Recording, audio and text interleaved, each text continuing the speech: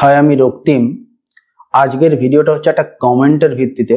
কেউ একজন কমেন্ট করেছিলেন যে রাজনীতি বিষয়ক বইয়ের একটা খোঁজ বা সাজেশন এরকম একটা ভিডিও বানাতে। তো সেরকমই এই বইটা খোঁজ এবং সাজেশন দুটোই। যেগুলো আমি পড়িনি সেগুলো খোঁজ, আর যেগুলো আমি পড়েছি সেগুলোর ব্যাপারে বলে দেবো। সেগুলো সাজেশন হিসাবে আপনারা নিতে পারেন। সেগুলো কেমন বই, কি বই, সমস্ত কিছু বলে দেবো। তো চলুন ভিডিও শুরু করা যাক। প্রথম বইটা খুব ইন্টারেস্টিং লেগেছে আমার। এর কভারে ইন্দিরা গান্ধীর ছবি সবচেয়ে বড় করে রয়েছে এবং বাকি পলিটিক্যাল লিডারদের ছবি ছোট ছোট করে রয়েছে। বইটা রাজনীতি বিষয়ক, এটা নিয়ে কোনো সন্দেহ নেই, কিন্তু এটা ফিকশন না নন ফিকশন, উপন্যাস কিনা সে ব্যাপারে খুব একটা কিছু বোঝা যায়নি পাবলিশারের পেজ থেকে।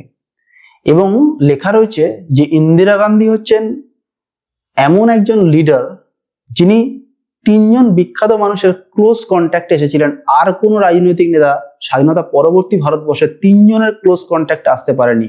তাদের মধ্যে একজন হচ্ছেন জাতির জনক মহাত্মা গান্ধী, আরেকজন হচ্ছে কবিগুরু রবীন্দ্রনাথ ঠাকুর, আর 3 নম্বর হচ্ছেন তার বাবা এবং বিখ্যাত লিডার এবং ভারতবর্ষের প্রথম প্রধানমন্ত্রী পণ্ডিত জওহরলাল নেহেরু।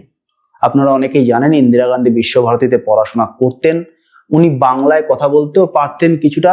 সুনীল গঙ্গোপাধ্যায় সেটা আনন্দ পাবলিশার্সের বই পূর্ব পশ্চিমে লিখে গেছেন। উনি করিমপুর বা এইসব অঞ্চলে যখন ভাষণ দিতেন 71 সালে, ভাষণের শুরুটা উনি বাংলায় করতেন। দীর্ঘক্ষণ বাংলা বলতে না পারলে উনি বাংলা জানতেন। ইন্দিরা গান্ধীকে এমফাসাইজ করে ভারতবর্ষের রাজনীতি নিয়ে কিছু একটা লেখা হবে।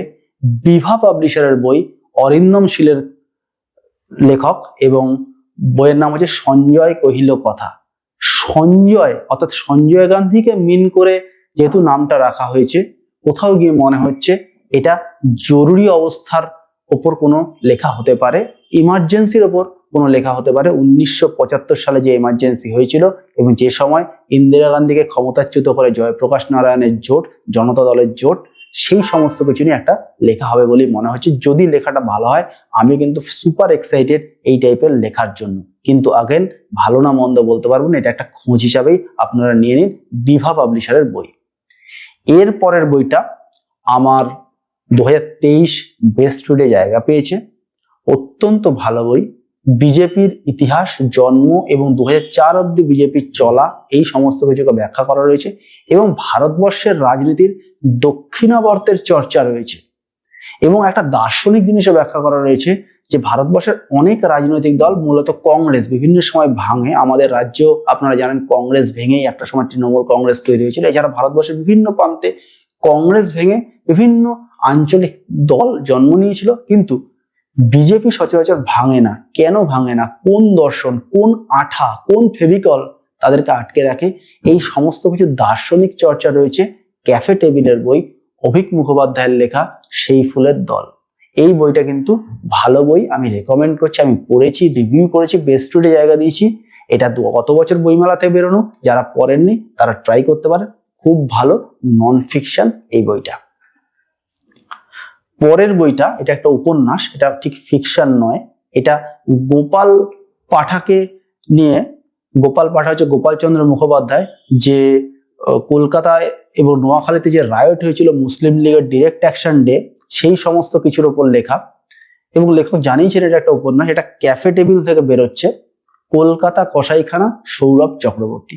কেমন হবে বলতে পারবো না, কিন্তু আপনারা দেখতে পারেন। এই লেখকের তান্ত্রিক টাইপের চন্দ্রহাস বা এই টাইপের বই আমি পড়েছি, কিন্তু এই লেখক এরকম বই কোথাও লিখে থাকলো আমি এখন অব্দি পড়িনি। সুতরাং লেখা কেমন হবে এই বিষয়ে কিছু বলতে পারবো না, কিন্তু টপিক হিসাবে যথেষ্ট আকর্ষণীয় বলে মনে হচ্ছে। তো এটা আপনারা ট্রাই আউট করতে পারেন। এটাও রাজনৈতিক। এবং আমি কিন্তু ওই জিনিসটা ফলো করছি, আপনাদেরকে সবসময় বলছি যে রাজনীতির চর্চা যখন করবেন মিনিমাম 4 দশক পুরনো। কারণ বর্তমান রাজনীতির চর্চায় আপনারা এমন অনেক জিনিস চর্চা করতে পারেন যেগুলো 20 বছর পর গিয়ে দেখবেন গুরুত্বহীন। তাই গুরুত্বহীন জিনিসকে বাদ দেওয়ার জন্য সময় ক্রস করাটা, মিনিমাম 4 দশক সময় ক্রস করাটা খুব দরকার। তাহলে কালের প্রেক্ষাপটে যেগুলো টিকে থাকবে জেনে রাখবেন, সেগুলোই হচ্ছে গুরুত্বপূর্ণ রাজনৈতিক ঘটনা যেগুলো চর্চা হওয়া প্রয়োজন। সমস্ত কিছু চর্চা হওয়া প্রয়োজন। কে কবে কাকে ডাকছে, কেন ডাকছে, এই সমস্ত কিছু 20 বছর পরে দেখবেন পুরো ফালতু জিনিস। এইটা মাথায় রাখবেন। এর পরের বইটা যে টপিকে, সেরকম আরেকটা বই আমি কভার করেছি, সেই বইটা নিয়ে পরে আসছি। সেটা হচ্ছে পলিটিক্যাল অ্যাসাসিনেশন নিয়ে 4 জন নেতার ছবি দেওয়া রয়েছে। অরণ্যমন থেকে বেরোবে, কাজল ভট্টাচার্যের হত্যার 4 অধ্যায়। এটা নন ফিকশন, 4 জন নেতার পলিটিক্যাল অ্যাসাসিনেশন নিয়ে লেখা হবে। কাজল বাবু লেখেন ভালো, আশা করা যায় বইটা ভালো হবে, যদিও আমি পড়িনি। তবে এই টাইপের বইয়ের একটা স্ট্রাকচার হয় যে অ্যাসাসিনেশন কেন হলো, কার তাদের বিরুদ্ধে ক্ষোভ ছিল, কাদের ব্যর্থতার জন্য হলো, কি করলে এটা আটকানো যেত, হয়তো সেই স্ট্রাকচারেই এই লেখাটা হবে। এরপরে যে সেম টপিকে বইটা আমি বলবো, যেটা আমার 2023-এও বেস্ট স্টাডি জায়গা পেয়েছে, সেই বইটাও সেম বিষয়ে, এবং সে বইয়ের একজন নেতা জিয়াউল হক, যিনি হত্যার 4 অধ্যায়ে কভার্ড হয়েছেন। অর্থাৎ জিয়াউল হককে নিয়ে 2 জন লেখক লিখেছেন তার অ্যাসাসিনেশন নিয়ে, পাকিস্তানি নেতা। এই বইটার নাম হচ্ছে শৌক্তিক পর্ব, লেখক বিভাস রায়চৌধুরী। এটা বই বন্ধুর বই। এখানে বোধহয় 13-14টা নেতার কথা রয়েছে। Indira Gandhi, Rajiv Gandhi, Ziaul Haq, Zulfikar Ali Bhutto, Ronald Reagan, Shinzo Abe, সমস্ত কিছু রয়েছে।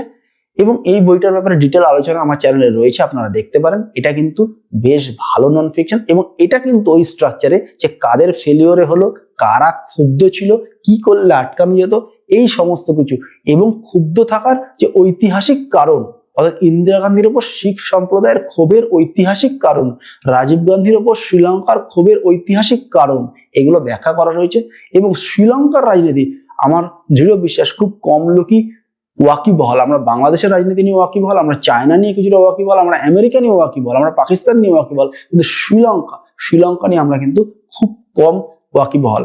এই বইটায় কিন্তু শ্রীলঙ্কার রাজনীতির উপর একটা ওভারঅল আপনারা আইডিয়া পাবেন, যেটা কিন্তু আমার ভালো লেগেছে। এটা আমার পড়া বই, আমার বেস্ট স্টাডি জায়গা দেওয়া বই। এই বইটা আপনারা ট্রাই আউট করতে পারেন। এটা কিন্তু সাজেশন হিসাবে আমি বলছি, এটা কিন্তু খোঁজ নয়, এটা ভালো বই। শেষ বইটা ওই একই লেখকের, বিভাস রায়চৌধুরী, এটা বিভার বই। এই বইটা হচ্ছে আমাদের প্রতিবেশী দেশ বাংলাদেশ, তাদের মুক্তিযুদ্ধের উপর বই। এটা উপন্যাস না নন ফিকশন সে ব্যাপারে আমি খুব একটা জানতে পারিনি, কিন্তু মুক্তিযুদ্ধ আপনারা জানেন খুবই ইম্পর্টেন্ট একটা ঘটনা এই সাবকন্টিনেন্টে, এবং ভাষাকে কেন্দ্র করে একটা দেশ গঠন হওয়া বাঙালি হিসাবে কিছুটা গর্বেরও বটে। বাংলা ভাষাকে এই পরিমাণ রেসপেক্ট বা এই পরিমাণ স্বীকৃতি সেই নেশন দিয়েছে। সুতরাং এই লেখাটা যদি ভালো হয়, পড়ে ভালো লাগে আপনাদের, আমার নিজেরও ভালো লাগবে, এবং আমি নিজেও চেষ্টা করবো বইটা সংগ্রহ করে পড়া। এই হচ্ছে মোটামুটি রাজনীতি নিয়ে যে কটা বইয়ের আমি খোঁজ পেলাম। রাজনীতির বইয়ের সংখ্যা খুব কম, সম্ভবত লেখকরা এই বিষয়ে, আমাদের বাংলার লেখকরা এই বিষয়ে লিখতে অতটা স্বাচ্ছন্দ্য বোধ করেন না, বা যে কোনো কারণেই হোক। অনেক সময় অনেকে ভাবেন যে বিতর্ক থেকে দূরে থাকবো, সেই জন্য অনেকে এটাকে অ্যাভয়েড করেন। কিন্তু সত্যি রাজনীতি নিয়ে বই পড়তে কিন্তু আমার ভীষণ ভালো লাগে, এবং লক্ষ্য করে দেখবেন আমি রাজনীতি নিয়ে যেসব বই পড়ি সেসব বই কিন্তু আমার বেস্ট স্টাডিতে জায়গা পায়। এটা লেখকদের গুণেও এবং আমার ব্যক্তিগত আকর্ষণের কারণেও। কিন্তু মাথায় রাখবেন ওই কথাটা 4 দশকের পুরনো যেন ঘটনা হয়। তো আমার এই ভিডিও ভালো লাগলে অবশ্যই একটা থামস আপ, চ্যানেল ভালো লাগলে সাবস্ক্রাইব। দেখা হবে পরের ভিডিওতে, ততদিন ভালো থাকবেন, টাটা।